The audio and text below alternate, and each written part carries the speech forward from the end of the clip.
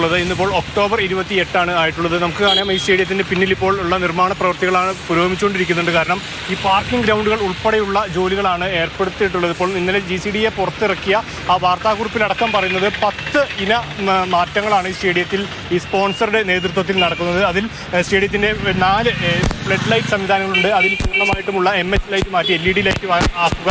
അതുപോലെ സ്റ്റേഡിയത്തിനകത്തെ കസേരകളെല്ലാം ഇളക്കി മാറ്റി, കാലപ്പഴക്കം ചെന്ന കസേരകളെല്ലാം ഇളക്കി മാറ്റി പുതിയ കസേരകൾ വയ്ക്കുക, സ്ഥാപിക്കുക എന്നടക്കം ഈ പാർക്കിംഗ് ഗ്രൗണ്ടുകളുടെ ഫെസിലിറ്റി അടക്കമുള്ള കാര്യങ്ങളിലാണ് ഇപ്പോൾ ഈ സ്പോൺസറുടെ നേതൃത്വത്തിലുള്ള സംഘം നവീകരണ പ്രവർത്തനങ്ങളായി ഇവിടെ നടത്താൻ ഉദ്ദേശിക്കുന്നത്. ഇപ്പോൾ ഇവിടെ പാർക്കിംഗ് ഗ്രൗണ്ടുകളുടെ ഒരു സാഹചര്യമാണ് കാണുന്നത്. ആ സ്റ്റേഡിയത്തിൻ്റെ പുറത്തുള്ള പ്രവേശന കവാടത്തിനോട് ചേർന്ന് തന്നെ ആ പ്രവേശന റോഡിലോട്ട് കയറുമ്പോൾ തന്നെയുള്ള 2 വശങ്ങളിലുമായിട്ടുള്ള പാർക്കിംഗ് സ്ലോട്ടുകളാണ് ഇപ്പോൾ തയ്യാറാക്കുന്ന ജോലികളുടെ ദൃശ്യങ്ങളാണ് കാണുന്നത്. ഇവിടെ മെറ്റലെല്ലാം വിരിച്ച് ഉള്ള നിലയിൽ മാത്രമാണ് ഇതുവരെ ആയിട്ടുള്ളൂ. മറ്റു പണികൾ എല്ലാം, അതായത് പുരോഗമനം മറ്റു തരത്തിലോട്ടൊന്നും ഈ ജോലി നീങ്ങിയിട്ടില്ല എന്ന് വേണം നമുക്ക് ഇതിൽ നിന്ന് മനസ്സിലാക്കാൻ. മാത്രമല്ല ഈ സൈഡിലെ റോഡിലെല്ലാം ഇപ്പോൾ വെള്ളക്കെട്ടുണ്ടായിട്ടുണ്ട്. നിർമ്മാണ പ്രവർത്തനവുമായി ബന്ധപ്പെട്ടുണ്ടായിരുന്ന